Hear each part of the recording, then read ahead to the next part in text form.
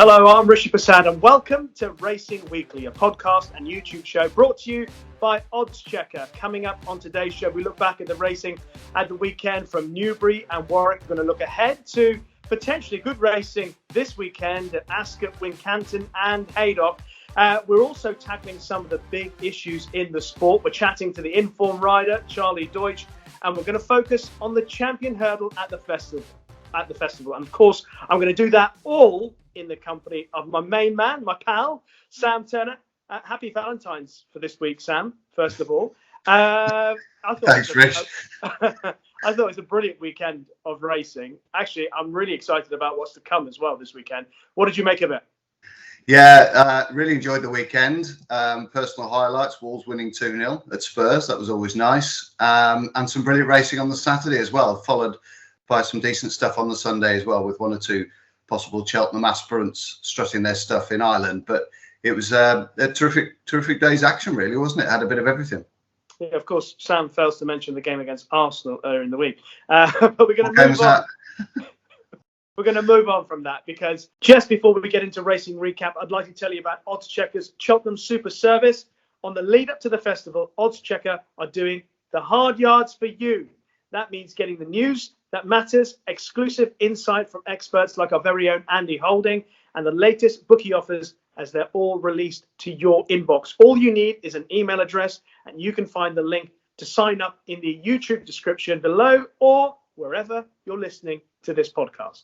With all that in mind, it's time for this week's Racing Recap.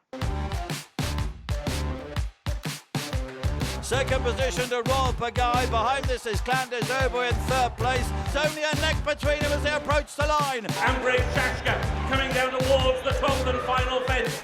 Edward Stone is clear. Show Royal in the green colours is in hot pursuit of him though as they enter the final 100 yards. Funambule Sivola is making all to win with Charlie Deutsch. A lot of horses that potentially have chances at the Cheltenham Festival trained in Britain had a go at the weekend. Brave Man's Game, I think, Sam, is the place to start because I thought he put up a tremendous performance. It was nice to see a classy horse in a handicap, and he looked pretty good. He did. It was exceptional performance, really, bar one little blip at 4 out where him and Harry had a little bit of a contretemps, a momentary contretemps. Other than that, he was really slick, wasn't he? Very efficient at his fences. We saw some good jumping throughout the card over fences there with various winners, but he really did take the biscuit. Just doing his time as well from the cross fence, and he was only a second behind Funambule Sivola as well, which is quite astonishing, really, considering they were 2-milers going flat out at that point. So that just shows you this lad's not lacking in speed. He's got the stamina to boot. His technique is brilliant. Everything comes very naturally to him as well. He just looks, like a top-class staying chaser in the making, really. Almost a ready-made Gold Cup aspirant for next year, isn't he? But there's a few hoops to jump through before he gets to that sort of point. But I think the Nichols team, the relief was palpable, really, that he managed to get his head in front, win in the style that they thought he would win in, and beat horses that went into the race in pretty good form, really. Grumpy Charlie, Pat's Fancy. I've got a lot of time for Pat's Fancy. The yard might not be in the best flush of form at the moment, but he looked a quality individual a couple of times at Chepstow this year with his form working out nicely. And Brave Man's Game made him look a bit daft in the straight. So it was an exceptional performance, Rish. So if I just threw it forward and say, let's assume Brave Man's Game and Galopin de Champ perhaps meet in the Brown Advisory, how would you select the winner? I'm afraid it might be a case of deja vu. I mean, the Nichols team won't like me saying that, but Galopin de Champ at Leopardstown just looked an absolute beast for me, and I just think he's world class. I think Brave Man's Game's top class, but I think Galopin de Champ is just the kind of horse that just galloped through a brick wall for you. I wasn't over struck with some of his jumping early on, but I think that can sometimes happen to a second-time novice, as we touched on in last week's pod. But by the end of the race, by the time he warmed up, he was striding majestically clear and clocking a phenomenal speed figure. So I think he still holds the aces at the moment. But Brave Man's Game, his nimbleness, his efficiency at his fences, if there is just a little chink in Galopin de Champ and he does sort of miss 1 or 2 out early at Cheltenham, if they were to meet, then Brave Man's Game could take full account of that. And, I still don't think he's sort of 100% yet Braveman's game. I think we saw in the Quarto Star that, you know, what a horse he can be capable of and what he can produce. And I don't think at Newbury he was fully wound up. He was probably a gallop or two short, which is a tried and trusted path really for Paul Nicholls going on to Cheltenham and on to Aintree, get them to that Newbury meeting and just leave them with a little bit to find and a little bit that can improve on. I think oddschecker have Galopin de Champ 5-4, Braveman's game 3-1. I like the fact that Harry Cobden seemed to suggest after the race when he was chatting to Matt Chapman afterwards that he's going to ride him slightly differently than how he rode him at Newbury. I think the way he rode him at Kempton when he beat Ahoy Senior looks the way to go. Just let him have a lead and let him just relax and get into a rhythm. Yes, he quickened up at the end of that race at Kempton, so I'm hoping that Galopin de Champ gives him a lead at the festival. That was one of the more obvious races to unpick because obviously he was the class act. There are a couple of races at Newbury that I think some people might be slightly taken aback by. One of those was the Betfair Hurdle. Should we be taken aback by Glory and Fortune's success? Were you taken aback? No, not at all. I got the right form line going into last week's pod, but unfortunately picked the wrong horse. A bit of an Andre Preview, as Morecambe Wise would have said, that all the right horses, but not necessarily in the right order. No, I don't think so. And I think when you get a jockey that's on a roll like Stan Shepherd, I mean, obviously we'll speak to Charlie Deutsch in a bit, and you know he's another lad that's riding with tons of confidence. Things just happen for you. You win a Welsh National, you win a number of good quality handicaps and big races, and things just seem to slot into place. And it's your time. And you know, if you've got a partner willing and able, like he had on Saturday, a horse that had finished in front of Soaring Glory in the Christmas Hurdle behind Epatante, just 2 or 3 lengths behind Epatante, who's third favourite for a Champion Hurdle. 20-1 was a big price, really, wasn't it? And I was kicking myself probably for most of Saturday night that we didn't give him a good mention on the pod. Unfortunately, you can only put one tip up on the paper, and I went for Soaring Glory because of his Newbury form and the fact that Glory and Fortune had disappointed in the race 12 months before, but I think he's at least improved a stone since then. Obviously, Stan Shepherd is riding full of confidence. The Tom Lacey horses are going well, and it was a perfect storm, really, at the Berkshire venue on Saturday afternoon. Could he nick a place in the Champion Hurdle? Would that be possible? I think there's a number of horses that can nick a place in the Champion Hurdle. He might well be one of them. He's on the up. He comes here in good heart. There's 1 or 2 horses sort of dropping by the wayside, the likes of Sharjah, etc. So it's opening up a little bit. I mean, most people have already crowned Honeysuckle the winner, but there's still second and third to play for. There's a lot of confidence coming from Clas Sutton about Appreciate It and running first time out in the Champion Hurdle, and if anyone can pull that off, it'll be them. But there's places up for grabs, and it doesn't look the greatest strength in depth in that race, does it? No, I agree with that. We'll be talking more about the Champion Hurdle a little bit later in the show. Not quite as big a surprise as Glory and Fortune, but still maybe 1 or 2 people slightly caught on the back foot by Eldorado Allen in the Denman Chase. Interesting, it was his first time he stepped up to 3 miles. It's not the first time that a horse stepping up to 3 miles has won the Denman Chase. Farmer Jack did it in 2005, Nolan in 2011. And if you look a little further into the stats, and Colin Tizard's horses in particular, he loves the approach with, in the past, horses like Native River, Thistlecrack, Lost in Translation, who competed against Defi de Sceaux, for example. And then when he stepped up in distance, he was very successful. Fiddler on the Roof, Copperhead. They all won or improved, in fact, on their first run when they stepped up to 3 miles. So that's something, I guess, that is worth bearing in mind when Colin Tizard steps his horses up in distance. What about Eldorado Allen's success? What does it mean for the horses in behind? And do you buy into the fact that he's a credible Gold Cup contender, because connections were seemingly heading in that direction? Well, he's only entered at the moment in the Ryanair, I think, but they're very open to perhaps running the Gold Cup. Although Colin Tizard did say that he sees that more as a slogger's race and a grinder's race, and whether that's Eldorado Allen's cup of tea is open to question. I think it's a very interesting point that they've had such success, stretching these horses out from 2.5 to 3 and doing well with that. I suppose the first couple of times they did it, it was successful. It then becomes almost like a self-fulfilling prophecy. They get confidence from doing it 1 or 2. They try it with a few more. And I think sometimes in this country we are I think we're guilty of pigeonholing horses and saying that's definitely the horse's trip. And, you know, obviously Colin doesn't think like that, and neither does Joe now. And on good ground at Newbury, nice flat track in a small field, with perhaps one or two question marks about those in behind, they took full advantage on Saturday and gave Mr. Fisher's form a bit of an endorsement from Kempton. But it was a really good training performance, and I think a 37th winner of the year, something around that number for Brendan Powell Jr. on their horses as well. And you know, that's been another sort of we're going to talk about Charlie Deutsch and Venetia Williams later, but that's been another very successful marriage this year, hasn't it? And it's worked out particularly well for both parties. That superb. Brendan Powell has been absolutely superb, and like with Charlie Deutsch, I think both of them just riding with confidence, with the backing of a stable that have complete confidence and faith in them, and letting them do their thing and allowing them just to develop. It's so good to see, and it's such a good template for others to follow. So, you know, you back them, just give them carte blanche and don't put them under pressure. So that if you make a mistake, you're done.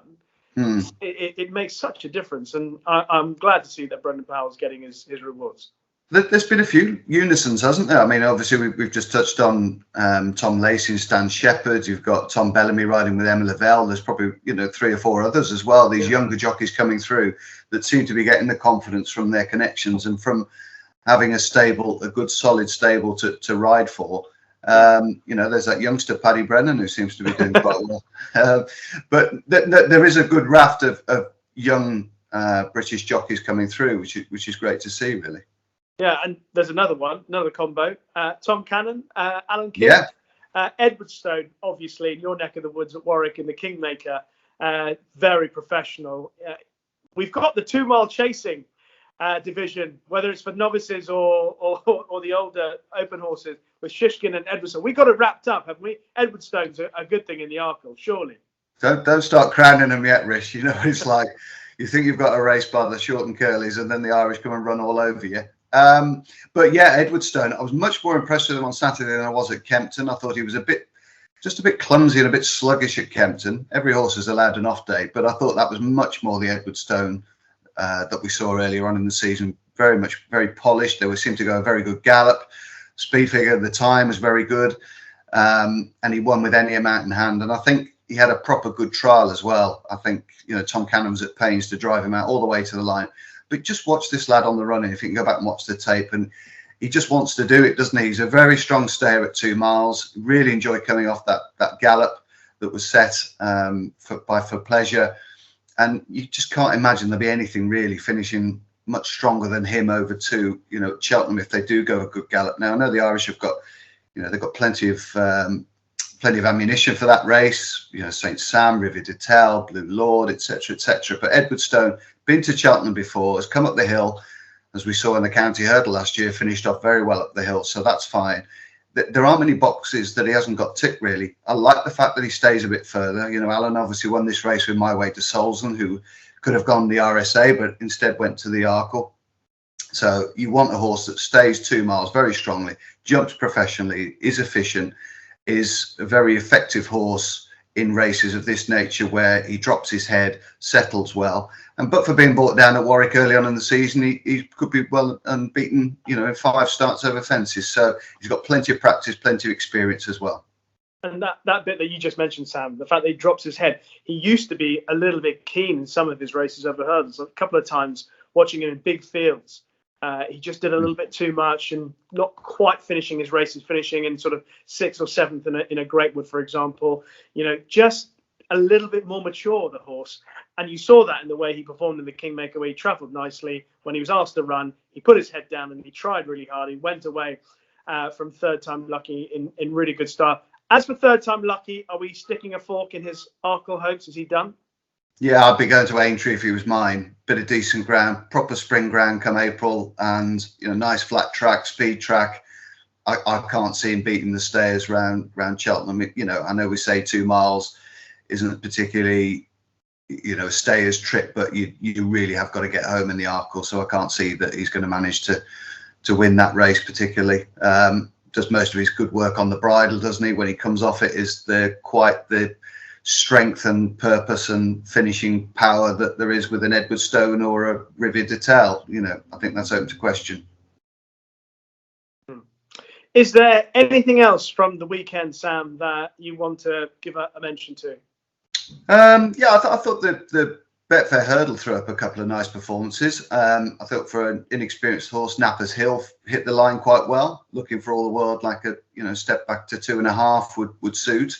Obviously, First Street didn't jump with any great alacrity, and that hurt him a little bit. Now, whether he'd have the professionalism and the experience to go to Cheltenham and in a big field like a Coral Cup or a County Hurdle and produce the same round of jumping, I don't know. But crikey, he didn't half finish well. Maybe Aintree, once he's had perhaps one more run and then go to Aintree, something like that, that might suit him ideally. Nice flat track. But yeah, there were some interesting performances, I thought. Yeah, a bit of a test for Nicky Henderson with Broomfield Berg, isn't it? Because he was just so keen through the early part. I know we both gave him a positive mention last week, but the way he moved through the first, 3 quarters of the race, he barely gave Nicky de Boinville any respite with the way he travels so strongly in the early part of the race. Yeah, I think the hood might have to go back on. I mean, they took it off last time and he looked happy with it, but just on Saturday, just didn't give Nico a minute, did he? I thought Soaring Glory ran well to a point. I think if he hadn't left his back legs in the last 2, he might well have been in the frame, and that would have been a very solid run off top weight. But yeah, I mean, it was a great finish, and Stan Shepherd again pulled it out the fire. When you're hot, Rish. I don't know what the feeling is like, but I'm going to take your word for it. Now, the very perceptive amongst our Racing Weekly listeners will notice that we haven't spoken yet about the Game Spirit Chase won by Funambule Sivola. That's because each week on Racing Weekly, we like to invite a special guest onto the show, and it is a real pleasure to welcome the man who was aboard Funambule Sivola in the Game Spirit Chase, and that is the very much in form Charlie Deutsch. Well, it is a genuine pleasure to welcome Charlie Deutsch onto Racing Weekly. It's a joy watching him riding just from a personal point of view, but also chatting to other jockeys at the moment, and Sam would be aware of that. You all hear them talking about the new guy, the new man who every Saturday, there's always a big race where Charlie Deutsch and Venetia Williams are involved. Charlie, would it be fair to say that you are riding as well as you've ever done in your career right now? Yeah, I suppose so. Yeah, obviously I'm riding. I've got plenty of confidence with the way the horses are running, and they're all in great form. So I've got the tools to, make the most of it, really. So that helps as well. Just before we talk about a few horses, a few individual things, obviously we talk about the Cheltenham Festival on this podcast. But one thing I wanted to ask you about your style of riding. Your style of riding seems almost you don't care about what's happening with other horses in the race, etc. All you care about in particular is the rhythm of your horse and how your horse goes through a race, and that you maximize the benefit of being in the correct rhythm. Is that your approach, or am I just guessing that? Yeah, I suppose so. I always go into a race looking at trying to find my horse's strengths and try and optimize that, and get in a good rhythm, nice clear run, get them jumping, and that's a priority. And then obviously if you're there, that's the main part of the race. And then if you're there at 2 out, get a good jump over the last and the second last and go for the line. But that's the first priority is kind of getting a zone where you're jumping well and in a rhythm. Charlie, I just wanted to ask, really, a lot of jockeys these days are getting coaches or getting form men, or do you work all this stuff out yourself? Do you and Venetia have a good talk about tactics, or does she let you do your own thing and it's very much a feel thing? Or is there, I know you can't set a plan for every race, but with most races you'd have an idea of what you were going to do when you went out there? Yeah, I suppose I always have a plan for.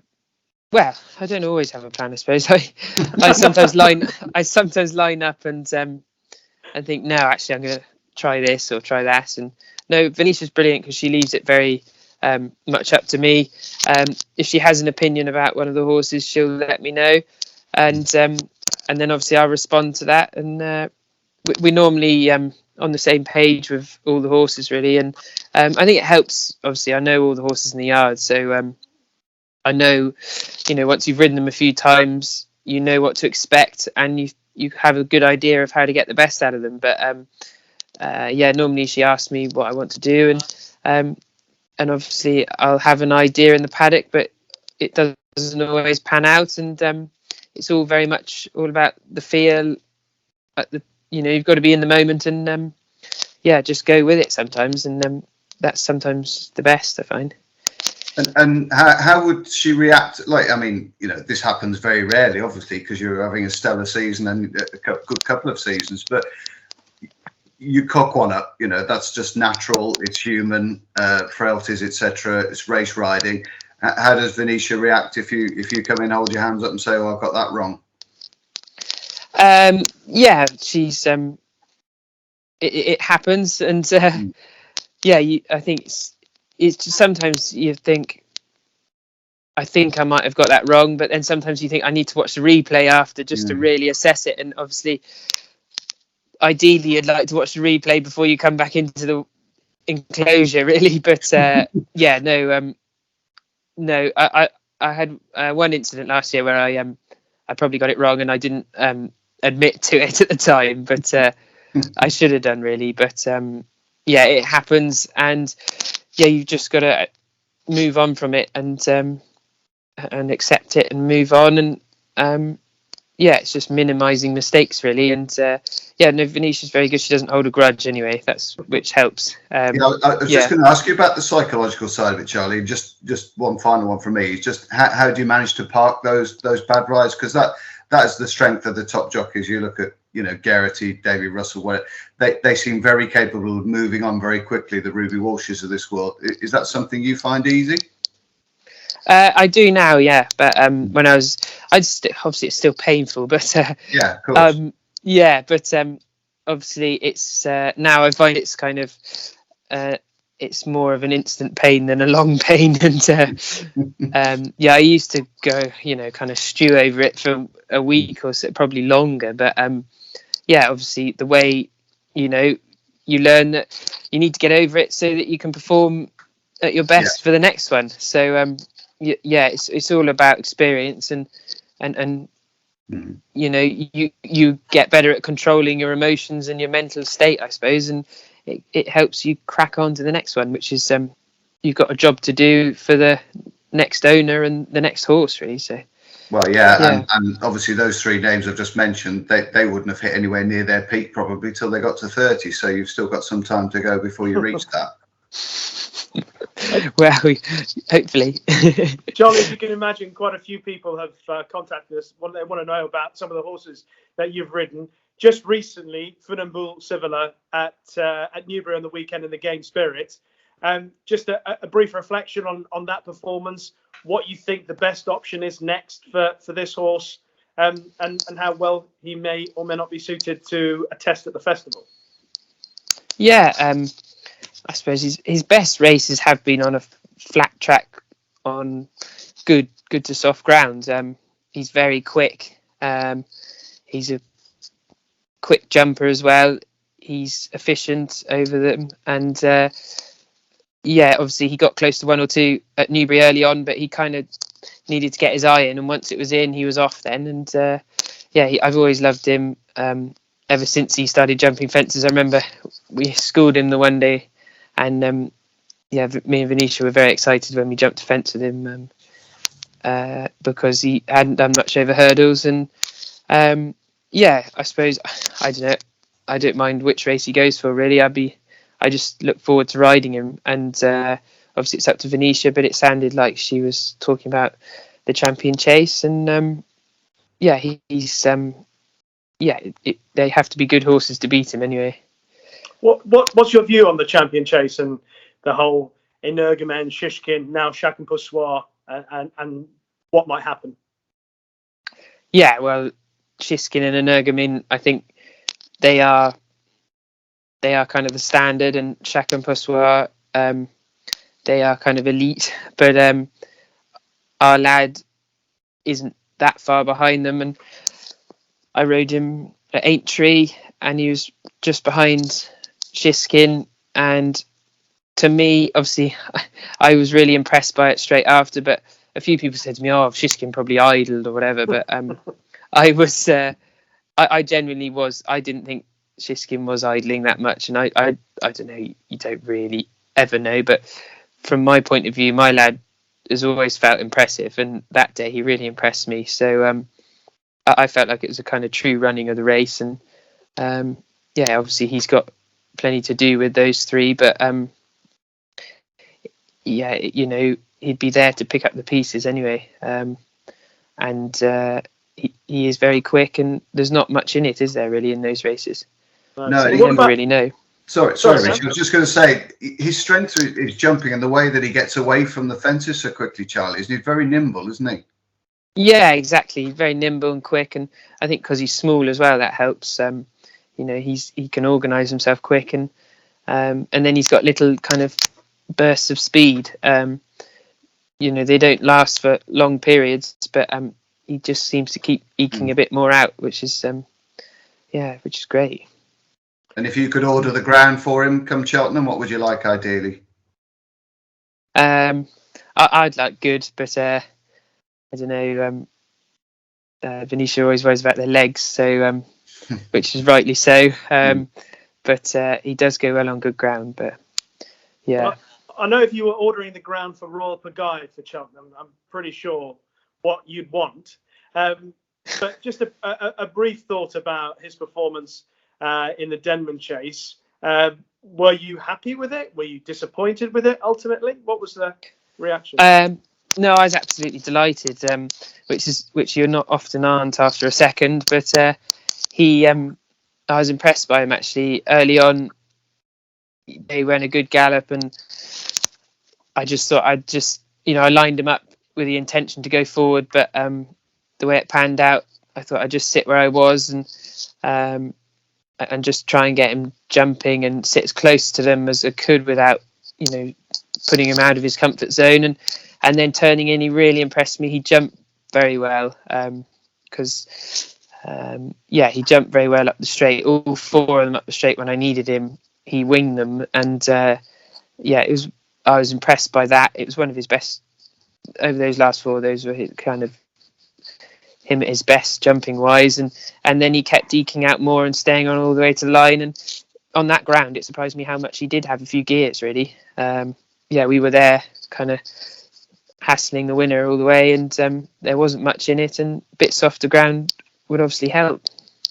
Johnny, is he the type of horse you could see trying to do a Denman and run in the Ladbroke Trophy next year off 166, 167, something along those lines, and carry top weight now that he's proved that he's not a one-trick pony? He's done it away from Haydock, he's done it in Newbury on fairly decent ground, so that opens up a few more options perhaps. Yeah, I suppose he couldn't he? Obviously it's up to Venetia and the owners, but I suppose that's not, he's a big horse, he'd carry the weight, so yeah, it's not out of the question. Okay. I haven't quite got the job as Venetia's race planner there, but I haven't damaged my course too much.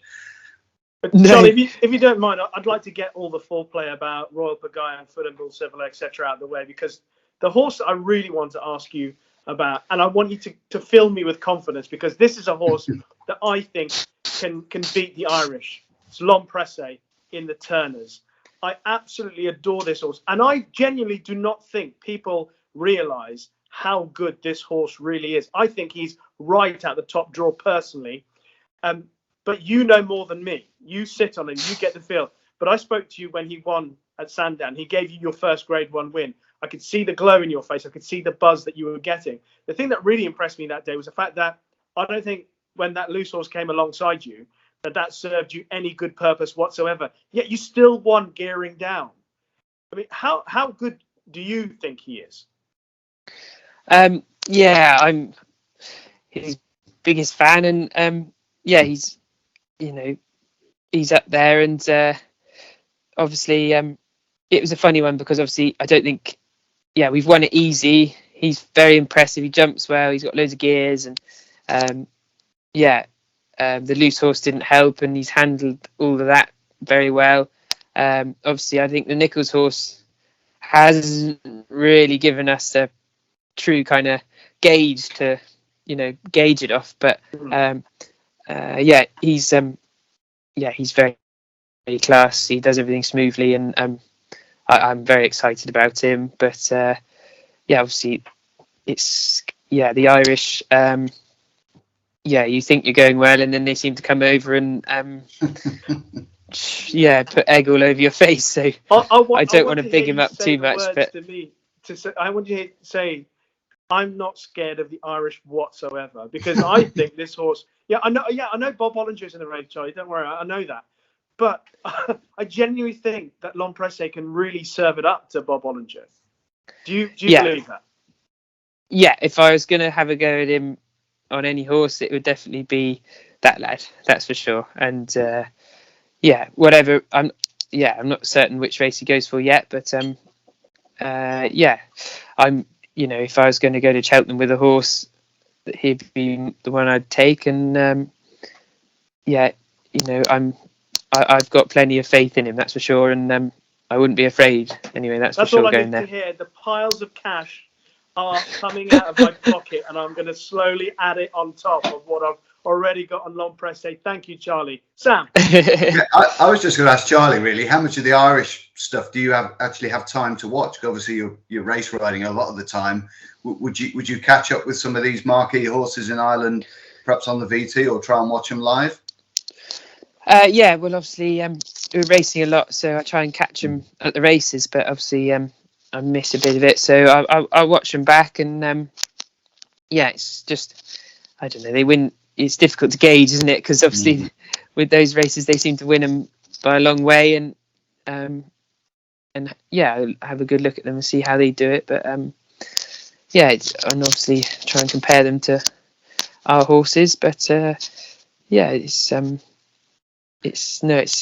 hard to gauge it really until you get there. You can probably overanalyze it a bit. Yeah, true. I mean, the positive with your lad in the Turners is that he's obviously been around Cheltenham, hasn't he? Whereas Bob Bollinger's only done that over hurdles, so that could be a nice little component going into the race. Yeah, definitely. Because Cheltenham takes a lot of handling, and it's very unique track, and it's definitely a positive, isn't it? And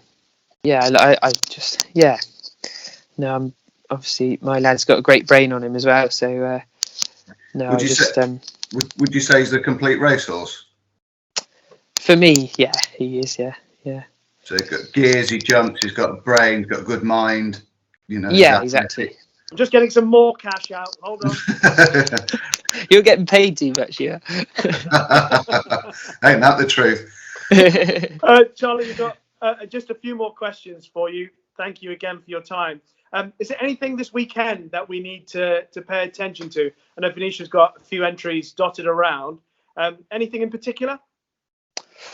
Early days, really. I don't know, really.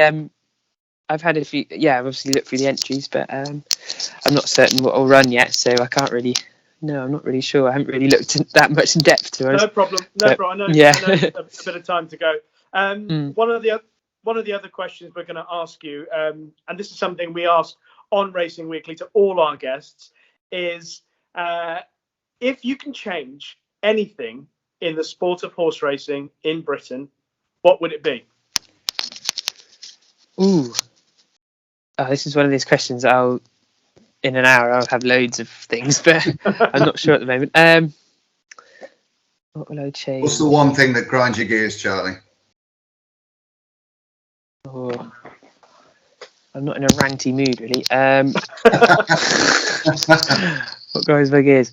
I don't know. I spent a month or two in France, and I couldn't believe the prize money over there, and how it all works, and it actually wound me up, because I don't think it's actually as popular sport over there as it is over here. And I was thinking, they've got probably triple the prize money in places, and it's a shame we couldn't have that over here, really. And I don't know, it's just the system seems to work very well. So that'd be one, but I think a lot of people would agree with you on that, for sure. Yeah, it's frustrating, really, but yeah. Charles, we also have a question here from Adam O'Connor, who's actually contacted us for the third week in a row. He's becoming a regular on Racing Weekly. He says, Charlie, if you could ride in only one race at Cheltenham, do you have a favourite race? And if so, which horse would you choose to ride in that race?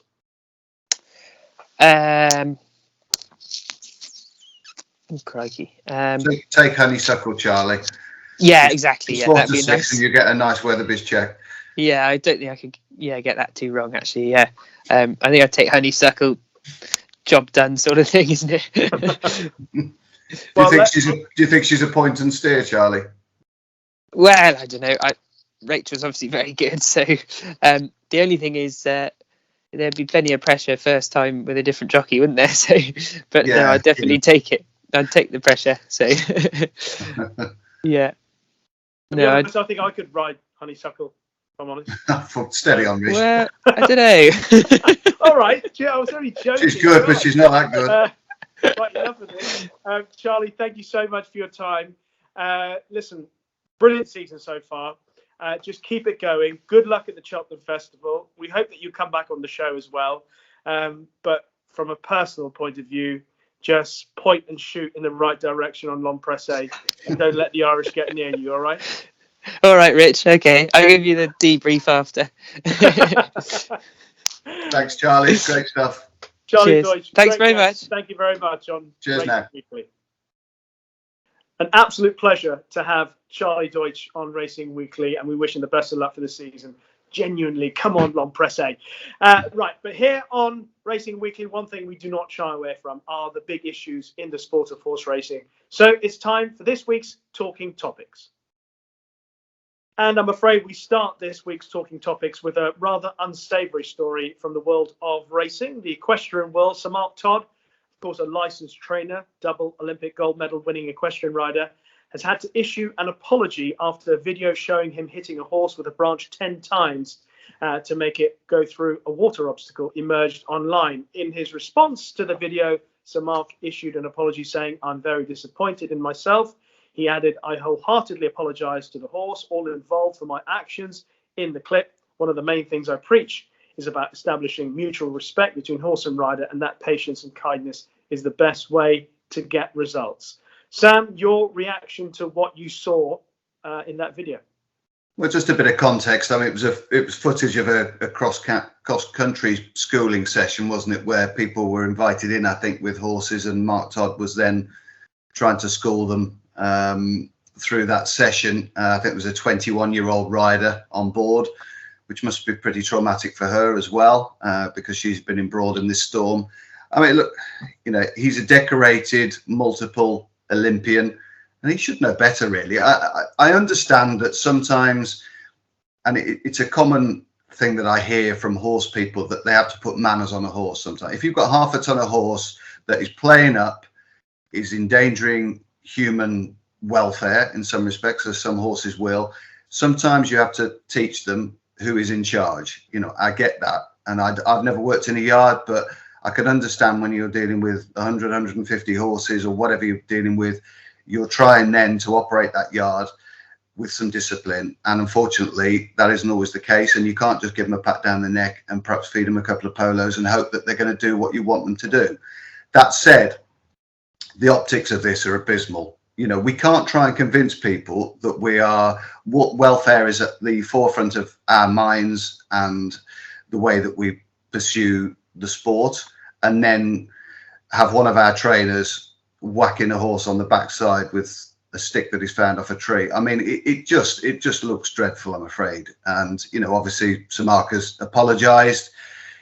It should be a suspension, and then there should be action taken and punishment, really, because if that sort of actions were okay 30 years ago, they aren't now. There's no room for that in our game now, and as I say, the optics are plain awful. Now, if that's the way that we're going to coach horses or try and discipline horses to do things, then I want no part of that sport, really. As an animal lover, there are certain things that I have to square up when I'm watching national hunt racing or flat racing, and that there are deaths in those two sports, and that's unfortunate, but it's just a way of life.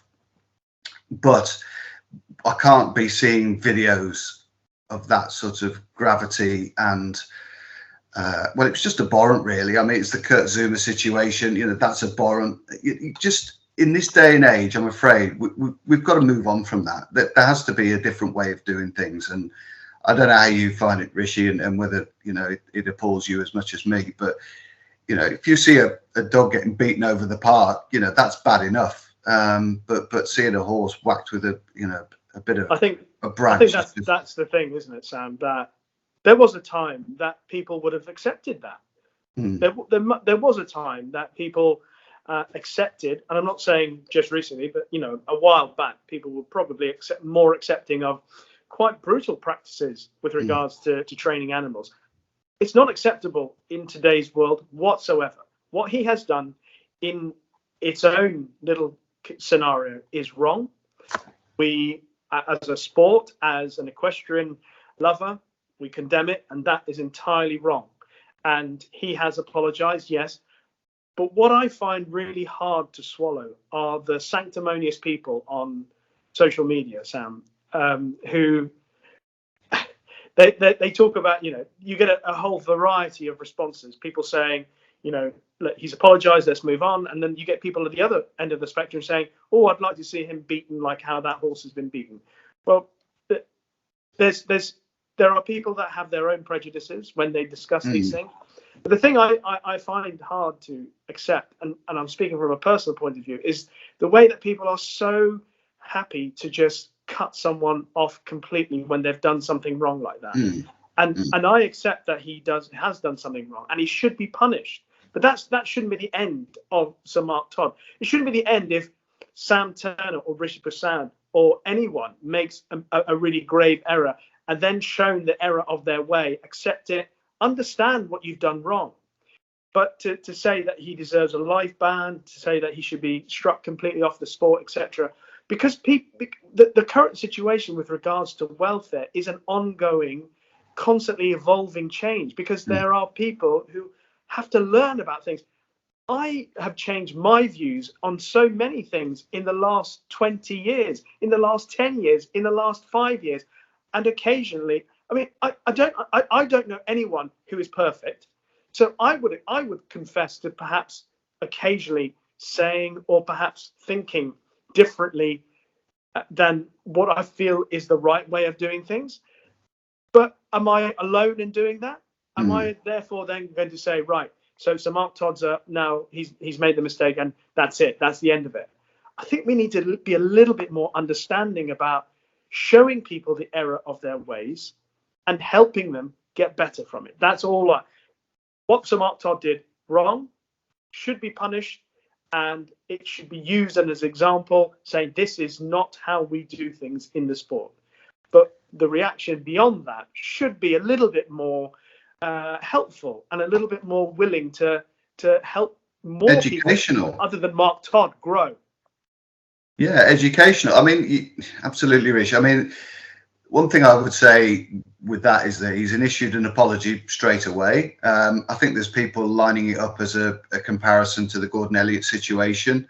You know, and I obviously both, I think, have brought racing into disrepute. Obviously, this is in an equestrian scenario, but obviously he's a licensed trainer. I think we need the BHA to act decisively, quickly, not just necessarily to nip it in the bud, because I don't think it deserves to be nipped in the bud. I think it deserves a good discussion, and, you know, obviously it is bringing the game into disrepute. But I think we need a swift resolution. We don't need this dragging on for days and days and days. I've no doubt that this video has been edited. We haven't seen the full picture. I'm hoping the full picture is not worse, but I'm told that the full picture puts it into a little bit of context what went on. But that doesn't take away from the fact that he's hit a horse with a stick. And this is the problem that we have in racing, is because we have this whip debate that crops up virtually every 6 months. And we're trying to impress the people that the whip is a pro cush, and the BHA should be changing the name on that as well and take it away from whip. But they think, oh, jockeys are just handed a bit of stick and they just belt the horse with it and it hurts. But we know that that doesn't happen, because we've seen the data, we've seen the evidence of it. And we've also seen how well jockeys, I think, have adapted the way they've ridden in, the last few years, and actually taken on board a responsibility to try and look after the horses and to try and safeguard the future of the sport. And that's been impressed upon them by the powers that be. And they, as a rule, there's obviously the odd exception here and there, but pretty much I've never known race riding to probably be as lenient as it is now with jockeys. Look, Charlie Deutsch, he's won any number of races this year on staying chasers where he hasn't even picked the stick up. Now, people say, well, they've probably got a stone in hand or they're just out better on the ground. But, in the past, I'd seen 10 years ago or 20 years ago, jocks would have just given a couple of clicks behind the saddle. You don't see that so much anymore. You see this new generation of jockeys, it's the last thing they go for is the stick. That's exactly it. It's an evolving thing, isn't it? Things are getting better, but there'll be the odd mistake along the way. Some people will make mistakes. When they do make mistakes, we have to punish them in order for it to be eventually become such a rare occurrence that we do get offended when it happens. But I just wish that people would just be a little bit kinder in their thought process about how it's fixed and not be so draconian, because it's that entire draconian way of doing things that we are trying to wipe out. We're trying to show more compassion, yet the response is always, or significantly anyway, not everyone obviously, but a lot of people are baying for blood, and I don't think that that's a conducive way to making things better. That's my own opinion. No, totally agree. There are other topics that we have to discuss. One is a rather more pleasant one in terms of the fact that we should acknowledge one of the leading riders in this country, other than Charlie Deutsch, obviously. But Brian Hughes is having another superb season, judged by the numbers. Again, he's gone past his season's best ever score. He's got to 150. But on the flip side, he looks like he's not going to have a ride at Cheltenham. He doesn't seem that concerned by it. What's your take on all that? Yeah, I mean, we've seen this. This has happened before, I think, with Sylvester de Souza when he was sort of champion jockey, barely getting a ride at Royal Ascot, or when he was chasing the title. He'd be off at Catterick and Ripon and all those sort of places instead, really. And look, there's only so many horses. You look through the markets, and the Irish obviously dominate a lot of the markets. So, with the best will in the world, Brian's not going to get on those. The British chances we've got have got established riders on them. So you look at the stats probably since January 2021, he's ridden 105 winners for Donald McCain. He's ridden 18 for Nicky Richards. He's ridden 13 for Charlie Longsdon. And then there's an absolute raft of trainers that he's ridden for, 1s, 2s, 3s, 4s. So his main patronage really is Donald McCain. So if Donald McCain's not going to run any horses at Cheltenham with the leading chance, then Brian Hughes isn't going to have many rides, is he?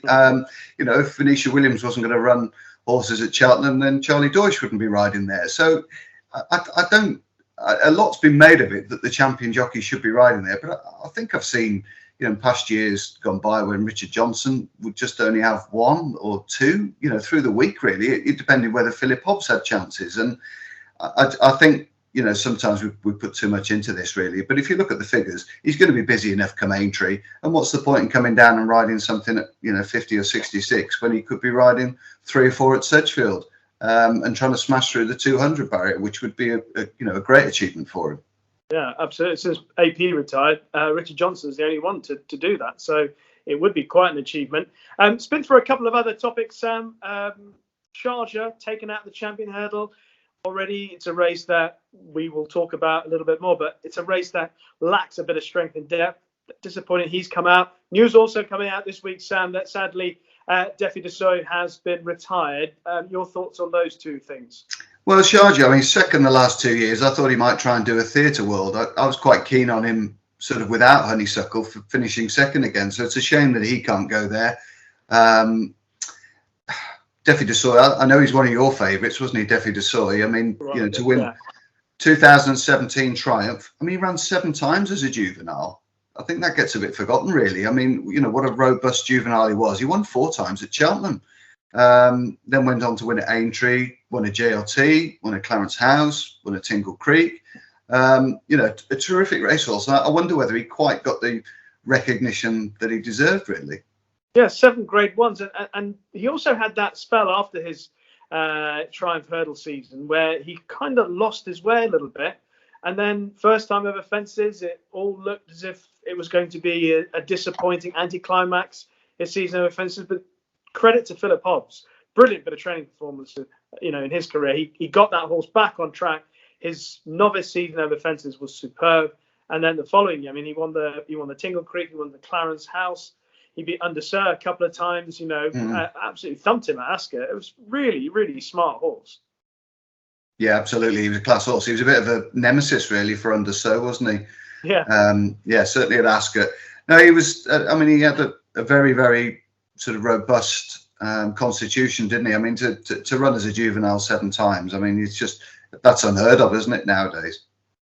Yeah, he was a tremendous racehorse, and he'd lost his way ever since he started favourite for the Champion Chase when there were all the withdrawals on the day and the lead up to the race.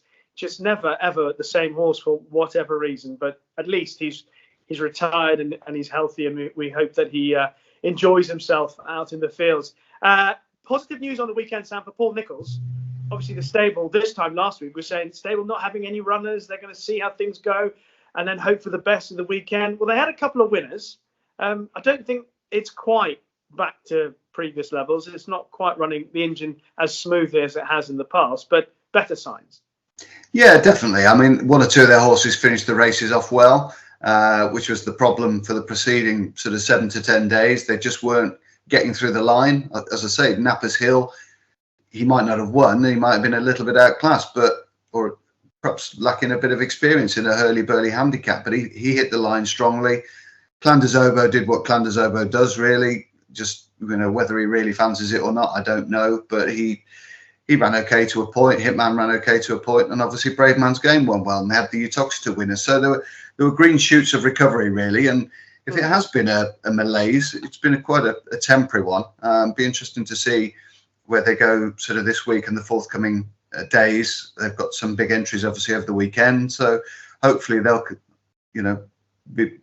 be very positive that they can carry forward that momentum and get the season back on track again before Cheltenham and Aintree in the big festivals. Yeah, Sam, one thing I want to ask you about Paul is the fact that he's been so open and his communication with the media has been front foot, as opposed to, sometimes some trainers, when they're going through a tough spell, tend to hold it back.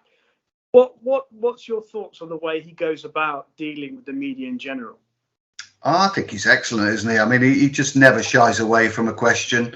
Now, whether he agrees with what's been written about him or he doesn't, he would still front up. He's not one, I don't think, that bears a grudge. Yeah, he might go quiet on you if you write something that he doesn't quite agree with for a week or two, but then you're welcome back into the fold pretty much. And I think, not every trainer is going to be the same as Paul, and he is very front foot, isn't he? He wants to speak to people. He wants to engage. He wants to talk about his horses. That's his life. If you go for a pint with him, it'd be 15, 20 minutes talking about horses. The pint will be sunk and then he'd be off, and that he won't be talking about the recent golf tournament or, how the test match is going. You might get a little bit of a conversation about football, but it is very much, it's just horses. That's his life. It's his passion. It's what drives him, and that's what sets him apart. And I'm sure that the Paul Nicholls Digit engine will be running as smoothly as ever pretty soon. That's our chat about some of the topics in racing that are certainly causing a few conversations at home and in public. But with the Cheltenham Festival just 4 weeks away, we're going to give you a few pointers and hopefully point you in the direction of some anti-post bets. Each week we focus on one race at the festival. This week, we're going to focus on the feature race of day 1. That, of course, is the Unibet Champion Hurdle. So time to focus on the Champion Hurdle. Sam, obviously, people are going to say this is straightforward because Honeysuckle's going to win. Perhaps we can look for an each-way play. What's your take on how you go about this race? Yeah, it's difficult, isn't it? Because there's only those close to Willie Mullins at Close Sutton that know quite where Appreciate It is, and if any trainer is going to pull off a little bit of a mini shock and Appreciate It overturn the form with Honeysuckle, then it's going to be Willie Mullins. But when you hear Paul Townend say something like, "I can't wait to have a go at Honeysuckle with the big horse," i.e. appreciate it, does that ring any sort of alarm bells for Honeysuckle supporters? Yeah, I think it does a little bit. It would strike the fear into me. I know that much. I mean, it was interesting that we didn't see him at the DRF really, and just noting what Willie Mullins was saying afterwards, that he felt that he could do more with him at home and bring him on that way than he could do by actually running him on the racecourse, which I thought was an interesting quote. Yeah, not one that I expected to hear from him really. I thought he might have just had a minor setback, etc. But I know our colleague Dave Yates broke the exclusive that he was going to run in the Champion Hurdle first off the shelf, so to speak. But quite what we expect from him as a punter is really difficult, isn't it? Obviously, we know how talented he is when he's anywhere near right. We saw what he did to his field in the Supreme 12 months ago. Absolutely routed them and blitzed them with a really powerful performance. And if he shows up in that sort of form, then Honeysuckle's going to have a little bit on a plate, I would think. We're obviously looking to find a little bit of form, a little bit of value, should I say, outside of Honeysuckle. Have you got some? Well, probably not as good as you. So hit me with yours first. Well, I don't know how good this value is, but I really like Quilixios. I really like this horse. Obviously, he won the Triumph last year. He was a pretty smart juvenile hurdler, was unbeaten through that run. Things didn't go quite his way afterwards. And I know he's been beaten this season a couple of times, but he should have won last time. He should have beaten Tehupu. But he overjumped the last, perhaps just got there a little bit too soon. Actually, I'm going to take away the perhaps. He did get there a little bit too soon.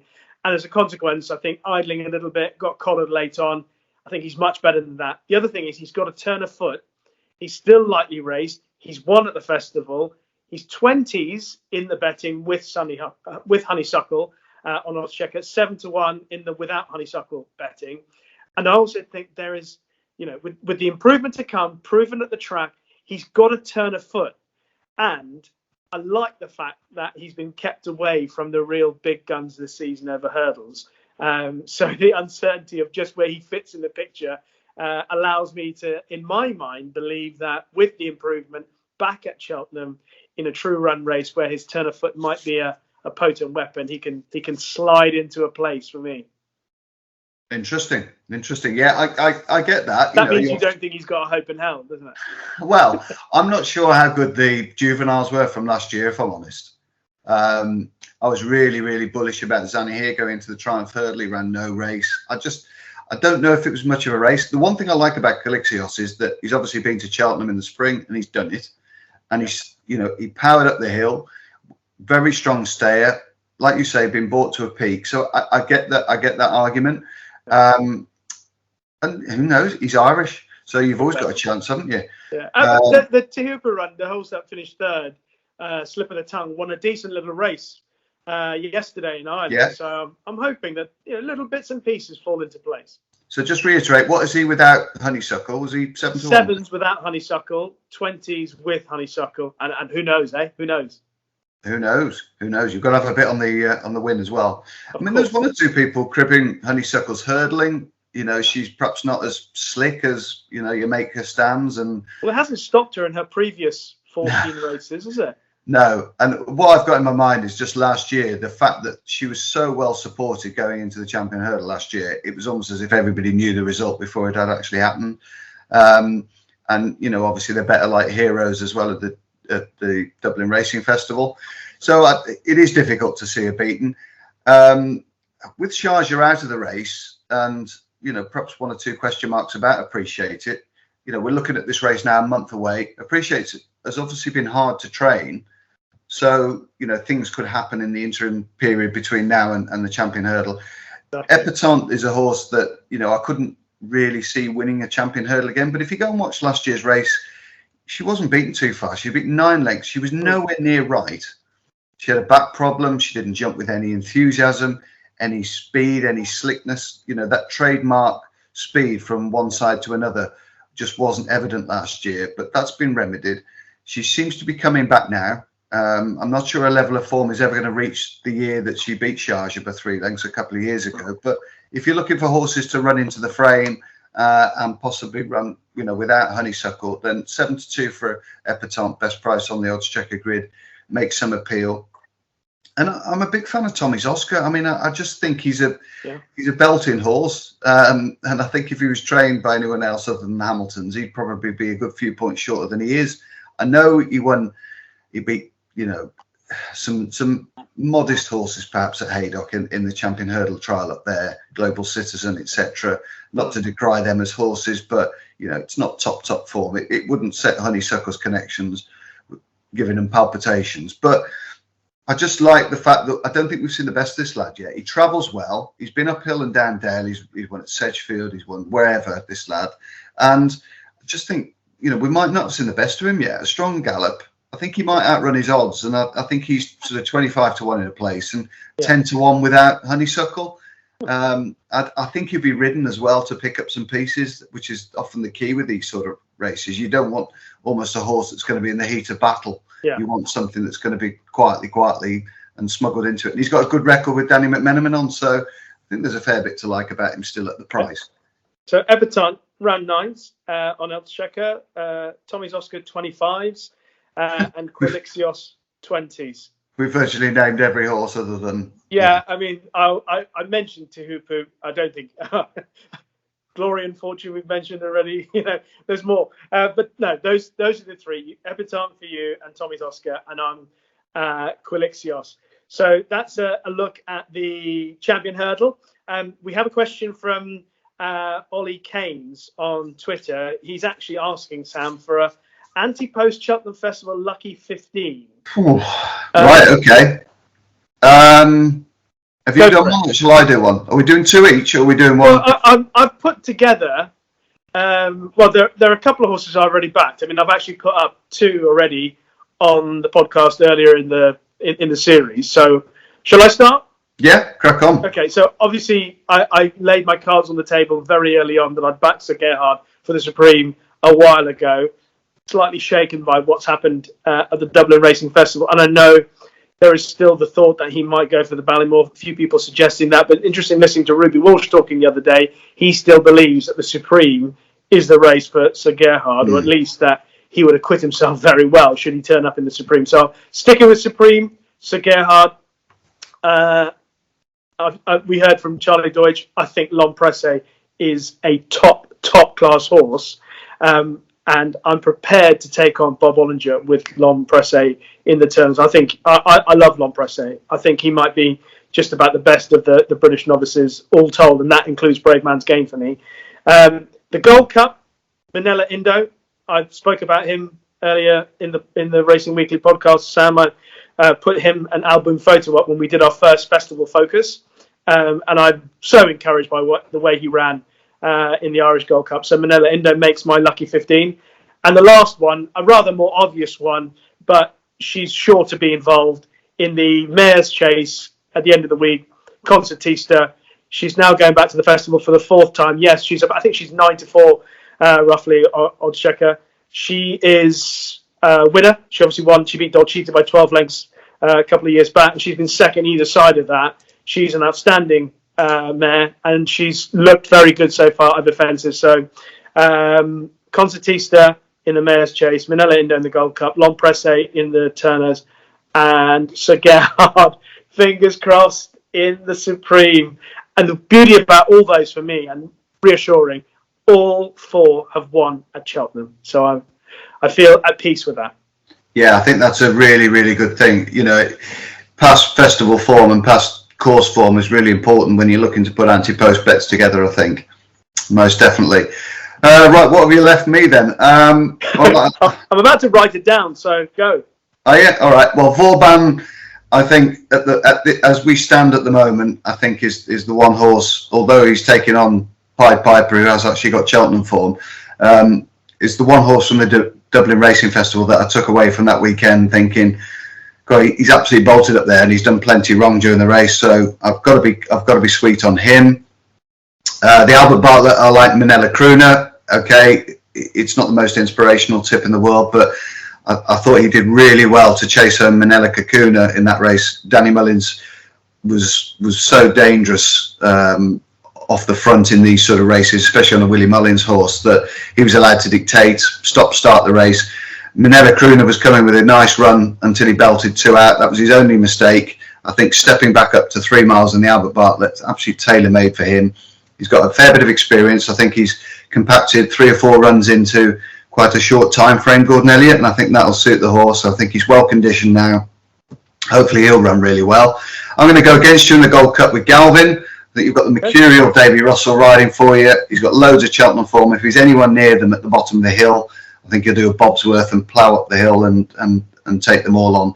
So I think he is my pick at the moment for the Gold Cup. Then a rather more speculative one in the Grand Annual, Curse Sublime. I don't know the mark he's going to get yet. I don't know the weights and measures, but I'd say it probably something around the 150 mark. He's chased home Fernie Hollow and River to Tell a couple of times this year, and he qualified for the race with a little jog round the other day. The De Bromhead form could be a little bit better, but hopefully they're starting to find their feet a little bit more. So I will go with him. He's a nice price, I think, in the Grand Annual. Should be double figures. That might boost it up. And I'll go each way. Can I go have an each way lucky 15, please? Of course you can. I mean, in fact, I'm doing mine each way, even though I've got a couple of 9-2 and a 9-4 shots in there. So who knows? Just to recap, Vauban, Minella Crooner, Vauban in the Triumph, obviously Minella Crooner in the Albert Bartlett. In the Gold Cup, you've gone for Galvin and the Grand Annual, Curse Sublime. And I've gone Sir Gerhard in the Supreme, L'Empresse in the Turners, Minella Indo against you in the Gold Cup, and Concertista in the Mayor's Chase. Okay, that is a look at the Festival Lucky 15. Thank you, Ollie, for that message. And hopefully we've got something to at least shout home from those 8 selections. In fact, we've gone for 2 in 1 race there. So hopefully we're on to the right track. Okay, it's time to look ahead to this week's racing. And potentially, Sam, we've got some really smart racing at Ascot, Haydock, and also potentially at Wincanton. I'm just going to spin through 3 of the major races. You can just give me a brief thought. Betfair Ascot Chase. At the moment, obviously, it's very early days with these races. Got the likes of Dashel Drasher, Fakir Dudery, Fanny and Destraval, St. Calvados, Lost in Translation, Mr. Fisher. Any thoughts on it at this stage? Yeah, well, I think just a quick weather forecast update. I think we're going to get 10 to 12 mil. Looking at some forecasts, that's down at Ascot. We're going to get could be in excess of 30 mil at Haydock on heavy ground already. So that's going to be like the Battle of the Somme up there. So yeah, just be wary of these if you're playing anti-post, etc. Obviously, that Haydock race is going to be a bit of a grueler. I think Evan Williams has got the favourite, hasn't he, there? I thought the couple that caught my eye a little bit was Sam Brown, who I thought ran really well behind Royal Pagaille, and Black Lion, who at 13 is rocking it for the old boys, Rish. You know, something that we're both synonymous with. Nice to roll back the years, wouldn't it? Yeah.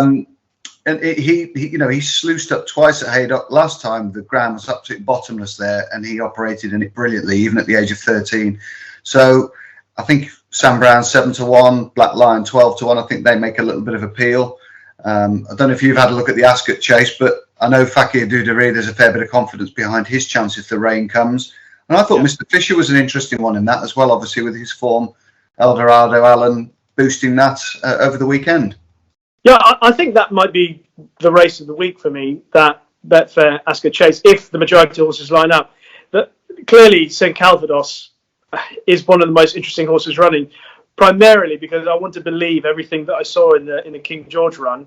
And I think, obviously there was some chat after the race about how he was ridden, etc. But it'd be fascinating to see whether he is the real deal, and obviously slightly shorter trip than the King George. But there's a part of me that with the rain coming, that might just, it's not a race that I'm particularly keen to have a huge bet in, but there's a little bit in me that says, Dashel Drasher is going to run his race again. The ground won't be an issue for him. He ran a really fine race at Lingfield, only caught late on.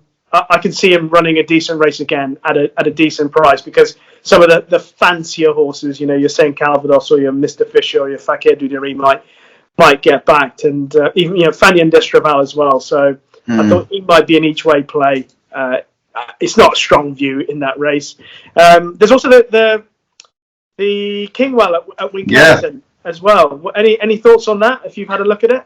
I think Goshen just wins, doesn't he? Going the right way round. If that Sandown race hasn't just taken the edge off him, he has all the. I mean, if they've had anywhere near the rain that one or two of the other places have had in Britain, and are continuing to have this week, conditions will be ideal for him. Back right-handed. We saw at Sandown, he was tremendously impressive a couple of weeks ago. As I say, if that hasn't taken the edge off him, I think he'll take all the beating. I can understand Adagio being fancied and Montmoral, and it's a tidy little race if it's tight, really. But I think Goshen, to repeat that, I mean, he's only 6 years of age. I know he's been around a while, but he's only 6 with not too many miles on the clock. Exactly. That's the amazing thing. He does feel like he's been around for such a long time. It's possible that Goshen might actually get back on track and be, obviously he did at Sandown and find it a little bit more. All Mankind was an interesting entry in the race, obviously over hurdles as well. But could take him on a bit, couldn't he? Yeah, exactly. That might be a slight issue if he does do that. But obviously there's a long way to go before declarations, etc. And I know it's always a little bit unfair to put pressure on you, put the focus on you, but you do have a pretty good record as a tipster. So it's that time of the week where we ask for Turner's tip. What is it this week, Sam? Well, Rich, I'm going to go to that Ascot race, I think. There's only 8 at the 5-day stage, so might have a chance of at least getting something in the frame. And Mr. Fisher's the one that I quite like, going back right-handed. He's 3 from 5 that way round. He's got a very good record as well when he returns to the track between sort of 3 and 7 weeks. Just looking at his profile, he's 6 from 8 under those conditions. The 2 defeats were 4th in a JLT behind Sam Crow, where he was staying on quite nicely, wasn't knocked about, and he finished 13th in the Aintree Bumper. So other than that, when he's jumped obstacles and actually completed, he's virtually 6 from 7, which I think is a very, very solid record. He's good in small fields as well. I think he's 6 from 8 in fields from 1 to 8 runners. In 9 runners or above, he's 1 from 10. So the chances are this is going to cut up a little bit more than it is already. I think the Henderson team have enjoyed a really good, 4 to 6 weeks, haven't they, since the Christmas period? They're in really good nick. He's got his confidence boosted by that Kempton run. Now, whether he won an absolute slog round Ascot is the only thing that I'm a little bit concerned about, perhaps. But he has won on soft ground at Cheltenham. He beat Kalashnikov there on very deep ground that day. Kalashnikov wasn't known for ducking the issue, was he? So he had to be at his best that day to win. And as I say, right-handed suits him, small field, Henderson team in good order. He'll do for me, Mr. Fisher. All right, Mr. Fisher in the Betfair Ascot Chase for Sam. By the way, if anybody wants to send in, whether it's on this link or when you're watching the show, want to tweet us or whatever, your selections for the racing ahead, and you call the right result, we'll give you a mention. But also, if you have any selections at this stage for the festival, if you've got your own lucky 15 that you're going to play for the festival, or a Yankee or whatever it is, then please let us know and we will try and give you a mention. But that is it for this week's edition of Racing Weekly, brought to you by Oddschecker. Thank you so much to Charlie Deutsch for his special appearance on the show today. And as always, my main man, my sparring partner, fountain of knowledge, Sam Turner. A last reminder to you all, though, to sign up for the Cheltenham Super Service and get all the news that matters, exclusive insight from Oddschecker's team of experts, plus all the best and latest bookie offers as they're released. All you have to do is sign up to an email address with your email address, and you can find the link in the YouTube description below or wherever you're listening to this podcast. Tune in next week. We'll be joined by another guest from the world of racing. We'll also be looking ahead to the Ida Chase at Newcastle and the Coral Trophy at Kempton. Don't forget, we're here every Monday on the lead up to the Cheltenham Festival. If you've liked what you've heard or watched, then please leave us a review on Apple Podcasts or in the comments section on YouTube. It would certainly mean a lot to us. Thank you so much for joining us, and we look forward to seeing you next week on Racing Weekly. Bye-bye.